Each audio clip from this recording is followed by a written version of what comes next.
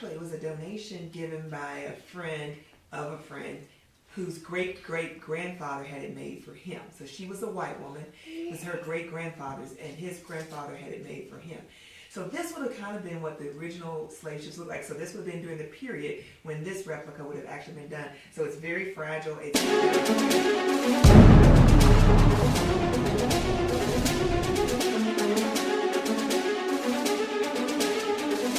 Staying focused for Jesus. Anybody wants a cup of coffee?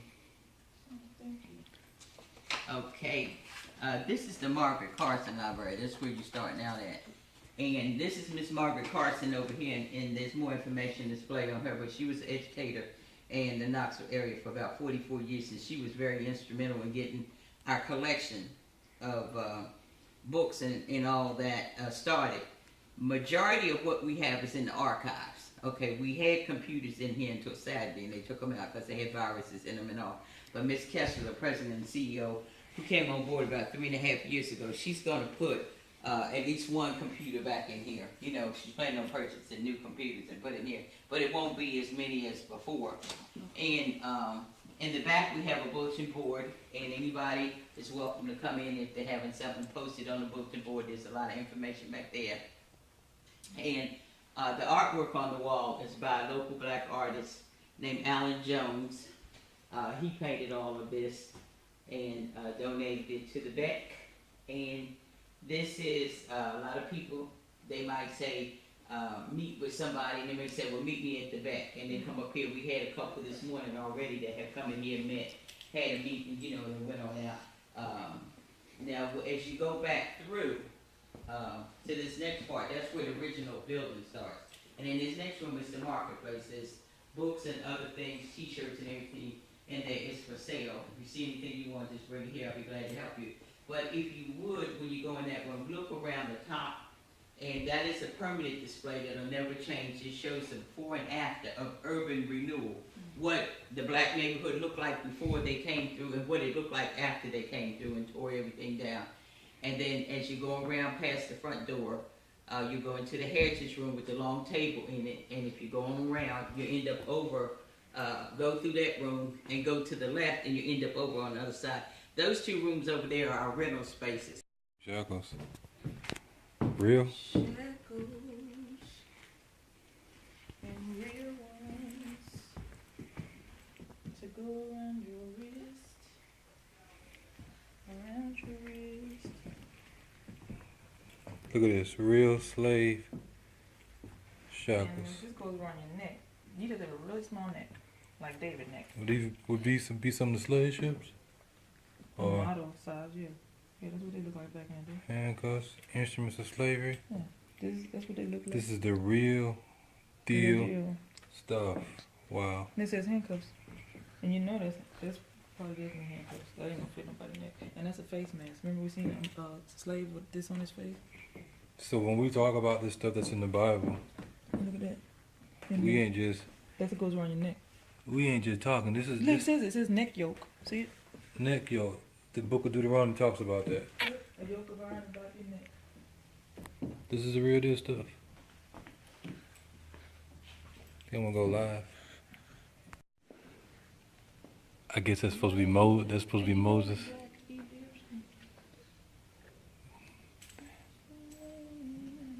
I guess that would be the older Moses. You see the ships in the background representing. And that's probably his Egyptian mama. Yeah, coming over on our ships.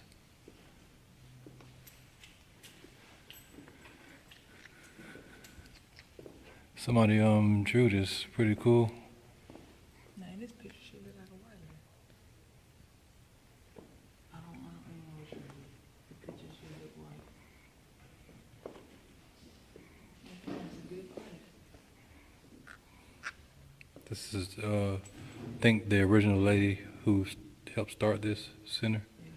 I think it started out as an orphanage. And I think that's her husband. This is That's her husband.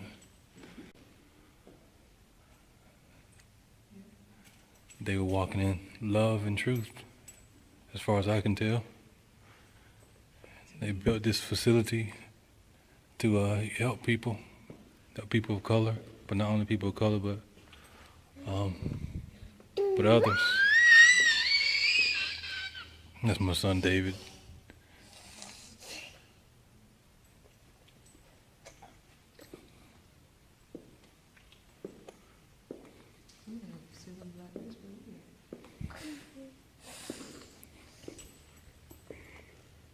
Look at the Hebrew. What they straighten hair. Even the men do straighten hair.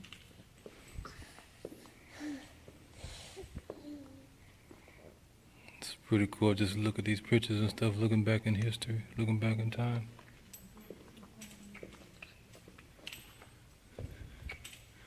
The Chandler family, you see, black and white people together, family.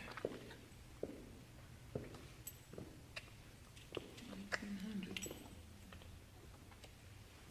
This is from the 1900s. It's a hard time to live, but better than slavery. Post slavery. That must be mama. She a little young.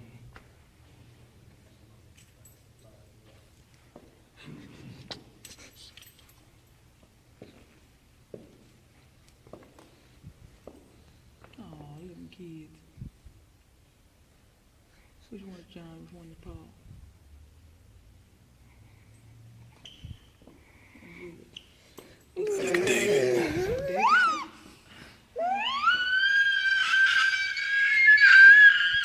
Chill out. Oh, they look just alike. Oh my God. Hey, boy. Boy, you can't tell them they're not family. Look at it. They got the same face. Same face, same eyes. Yep. Look at he like, yeah, you see all my children. Yep. His wife. 3 daughters. 5 sons.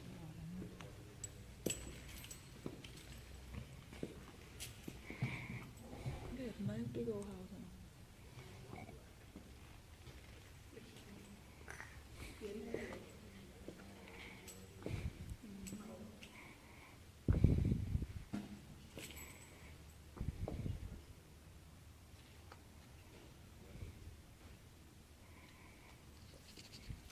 We gotta look up and see if that Baptist, is it, I don't know if it's in Tennessee.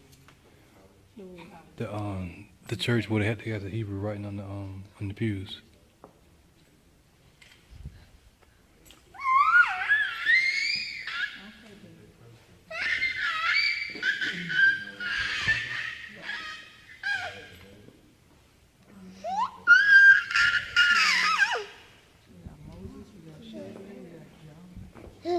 Graduates from Yale University.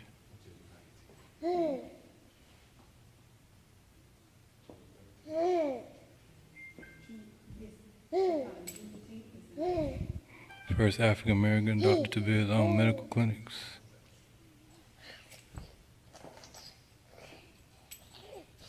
Jonathan King was your cousin? Your great Uncle John King? James and Ethel Beck. James Beck becomes Knoxville's first African American So they was black. postal clerk. Yeah. So he was like, he was a light bright, so he was white. I told you they look mixed. I was thinking that too, like, man, they sure look like he got some Hebrew in him.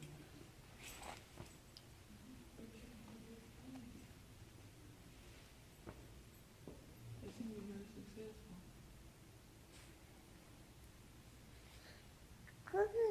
You got a Samuel, look. You got a Samuel. All these biblical names.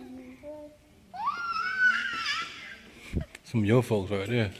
What, the light bright? Yep. Almost passed away.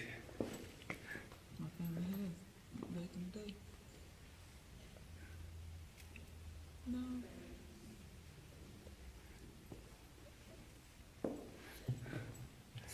Job family.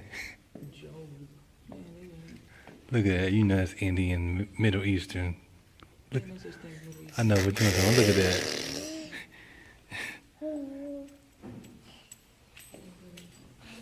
Now, what'd you say about Hebrew? Look at Rhodesia. Oh, you crazy. Look at David. Looking just like your daddy.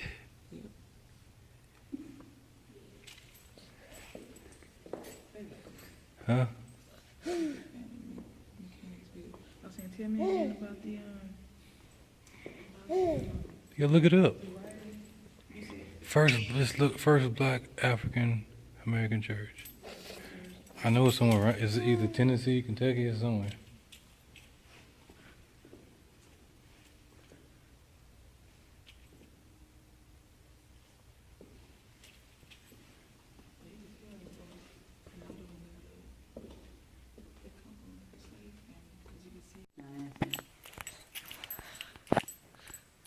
Have you been upstairs yet? Not yet. Okay. When you go upstairs, see if you see somebody up there, either one of the two ladies up there, to ask them if by the time you come back through here you haven't, then I'll run them down and find out the answer for you. Oh, here goes somebody. Hello, Denise. Okay, we have two sets of visitors in the house, one from Georgia, one from Florida. But the gentleman from Florida, he's wanting to know about the ship that's in the heritage room. Those are replicas of slave ships, right? Okay, and he wants to know, is there any more information available on that? Oh, you're talking about the ship that's actually in there, right? You want to know if there's more information on it? Yes, ma'am. Uh-huh. Okay, bye-bye. Okay, she's coming down. Meet her at the steps. Okay. The bottom of the steps. Her name's Miss Denise. All right. Okay? Thank you. Roll.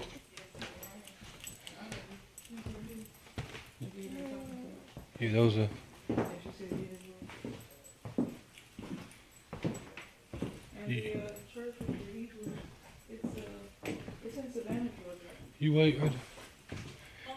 These are the actual replicas of the slave ships that the slaves came over on. So we're gonna see if we can get some more information on it. This is crazy. The Sea of Death. Gotta look it up and see what that means. No, but yes. Oh, I see Mama all in him. Oh my goodness. Tell me your name. Ro, It's nice to meet you, Nice Ro. to meet you. Yes. How old is he? he will be 9 months and 2 days. Wow, you don't look like you done had a baby 9 months ago, but that's okay. Well, thank you. So thank you for asking about the ship. So let me tell you, this one actually is well over 200 years old and is a replica of one of the very first slave ships that we have. I don't really like to be videoed. Kid, I'm sorry. Yeah. Thank you. And actually, it was a donation given by a friend of a friend whose great-great-grandfather had it made for him. So she was a white woman. It was her great-grandfather's, and his grandfather had it made for him. So this would have kind of been what the original slave ships looked like. So this would have been during the period when this replica would have actually been done. So it's very fragile. It's very, very old. And one of the things they talked about when they talked about this particular slave ships is more slaves really died, you know, sitting at the harbor. Hi there, how are you? Welcome to the Beck. I'm Renee Kessler. Tell me your name. Jeremiah. Jeremiah? Brittany. It's nice to meet you both. Yeah. So I was just telling them about the slave ships.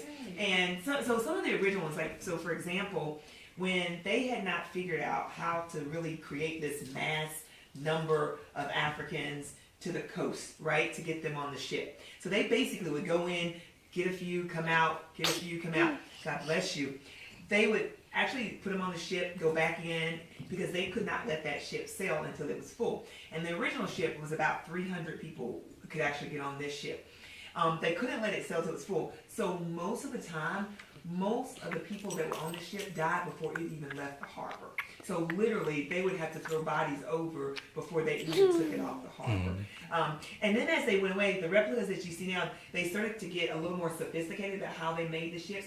And so during the Middle Passage, it was obviously a tumultuous time, but not only for the passengers, but even for the crews, because there was no place for the crew to eat on. There was no separate quarters for them or anything in this original ship. Also, the ship was not able to hold the weight. So even oftentimes when it would get out to sea, even if they did live, it would often sink, it would often sink before it even made it across, through the passage. But as it went on, like they talked about this one called the Comedy, which is like the Sea of Death, and the reason they did that is because when they outlawed slavery, right? So they figured out how to get mass numbers of like 1,500 slaves on the ship by the time they really kind of got the slave ships going on and on.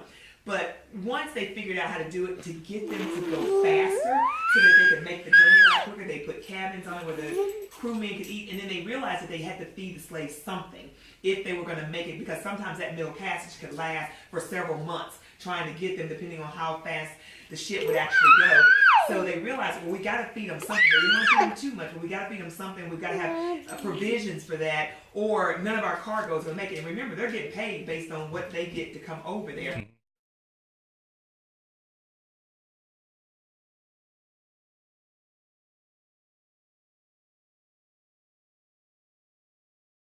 So they call that the Sea of Death, in that they would throw them over. And so it was feeding and so forth and so on, but when they would stop and pull those ships over, they just literally empty the cargo.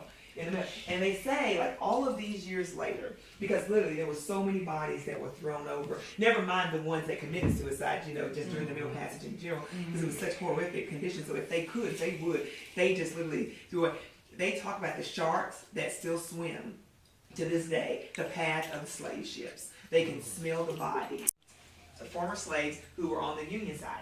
Well, when we ordered the records, of course, they're old English, so it's broken. So we had about 100 students transcribing, and this has been like a 2.5-year project.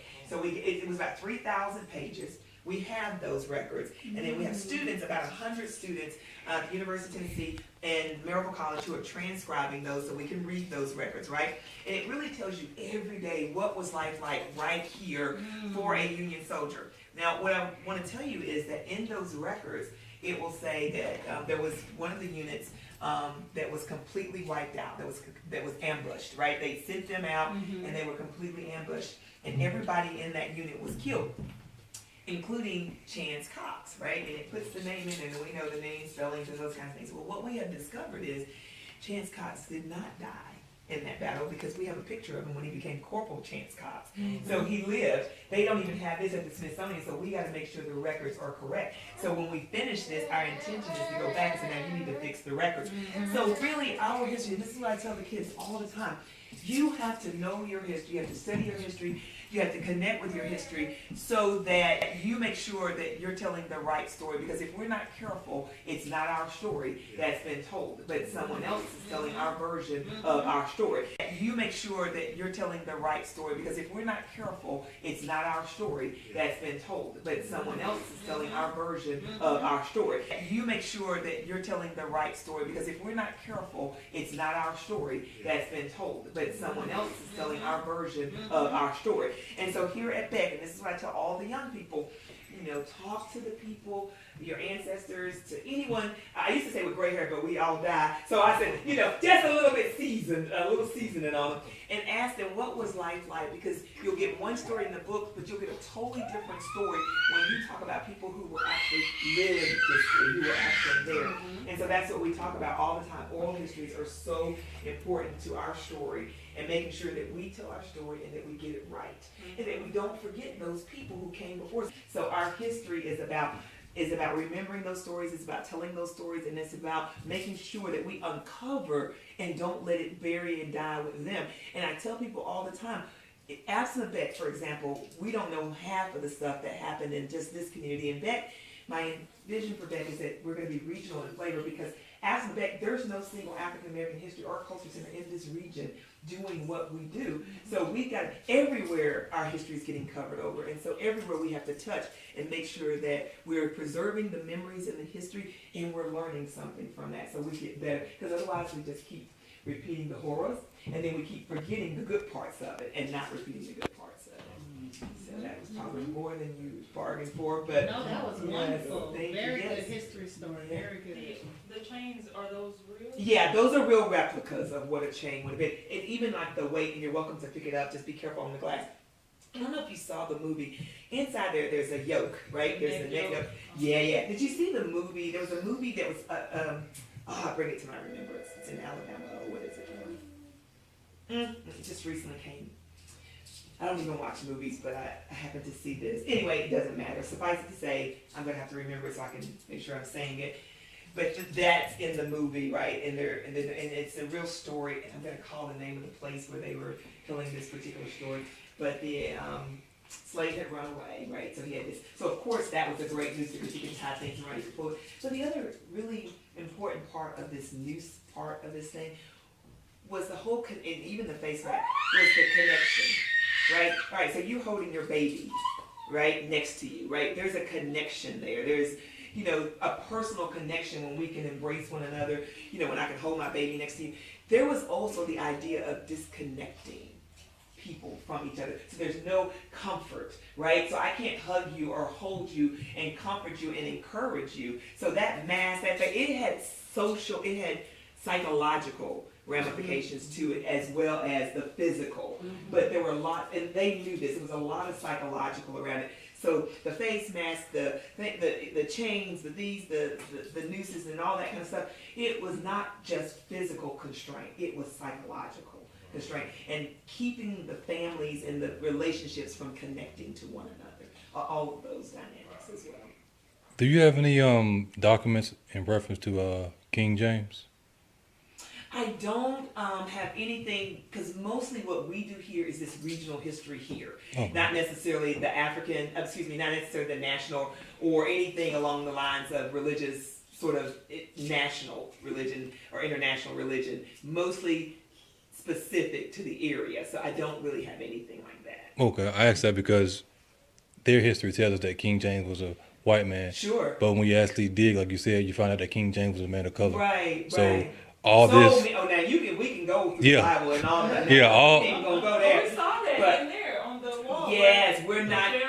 Absolutely, we're not even gonna talk about that. But yes, we can talk about Black. We know. And what we talk about here is the Black Bible in general, right? So like upstairs, there's an old Black Bible that I had preserved that's sitting up there because we talk about how the African American family Bible became the file cabinet. All the most important documents are in that book. You know, all the birth certificates, the pieces of hair. You want to know a family's history, look at the family Bible. It's all in there. So that particular Bible, we literally took out. So when we're trying to piece together stories and history, the first thing we do is say, did they leave the Bible? The family, I'm telling you, is in there. And it's maybe melted in between the pages or somewhere, but you can really create a whole story of the family tree, the family dynamics, everything within the family Bible. So yeah. Did you have the actual records? I know, as far as like the slaves that were brought over on the slave ships and stuff. No, we don't. Like the Smithsonian. So they just opened the African American History Museum, the Smithsonian African American History Museum in Washington D.C. Mm-hmm. They would be the keeper of those kinds of records. So you know the big room where the exhibit hall is? On the other side is our exhibit hall. That's where we have thousands of boxes of pictures, of history, of archives, of papers, newspapers, all kinds of things. There's some of that stuff in this room that you can look through, which has that, and then we have the Hastings room, Judge William H. Hastings. And you'll notice that does has a meeting space, because it's an exhibit, so it's meeting space, it's network. It's the Bible somewhere, yeah? Groups meet here, so everywhere you go, there'll be chairs and seats and meetings and all that. Look at stuff. this. That's his rope. That he is the first African American to sit on the federal bench. Now, most people, when they think about the first, Third Marshall, he was the first on the Supreme Court, but he was not the first federal judge. It was William H. Hastings, and you can kind of read all about him. He was also the governor of the U.S. Virgin Islands from 1946 around. So he was from right here in Knoxville. And in fact, served on several cases with Thurgood and sort of mentored Thurgood Marshall. So there you go. And in the room next door, you're welcome to look. You should just take time to read all the way through. And it just has old newspapers because we own our own newspapers. What do you see anything interesting in his library? Vaccination. What, speaking against it? Or? Nah, just vaccination. He's from Philly.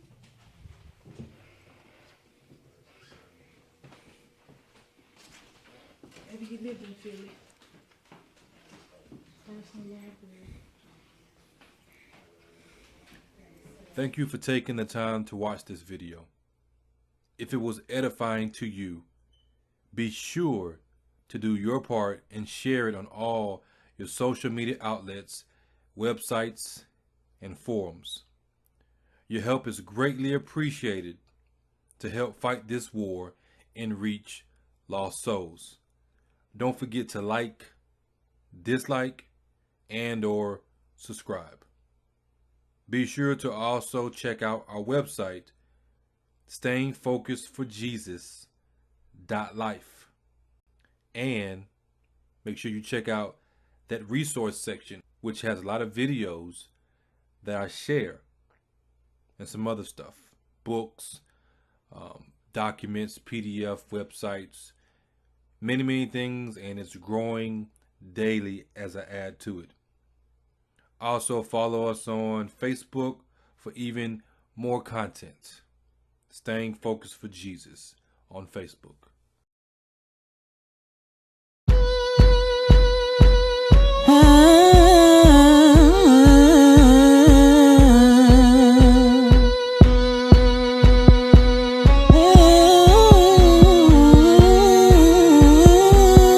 Squeeze it so tight, get the last drop, till there's nothing left, until we pass out. Keeping us around to clean up the mess and take the garbage out, but we'll be trash next. Create catastrophes to speed up the process.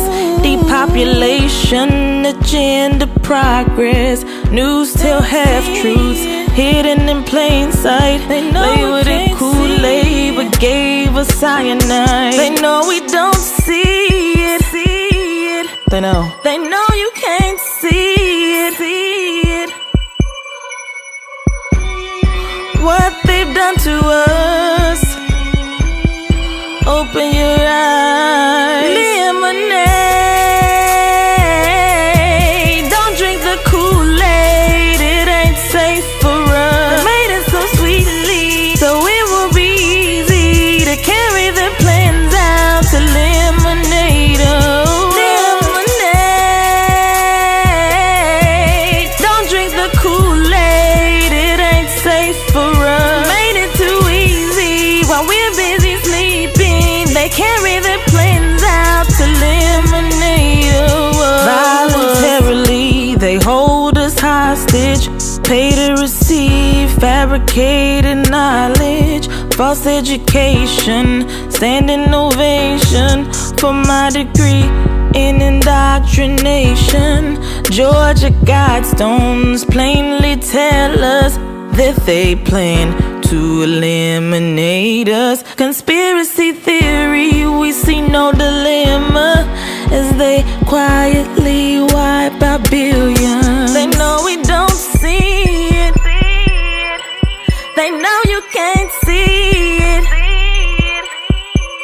They know what they done to us, taking us down. Lemonade. Don't drink the Kool-Aid, it ain't safe for us. They made it so sweetly, so it will be easy to carry their plans out to lemonade. Lemonade. Don't drink the Kool-Aid, it ain't safe for us. Made it too easy while we're busy sleeping. They carry their plans out to lemonade. Invisible ones behind the scenes, like Geppetto, pulling the strings. Master plan, dumb us all down. Eat what they feed us, try not to think. Carry on, nothing to see as they continue with their killing spree. We wasting time on trivial.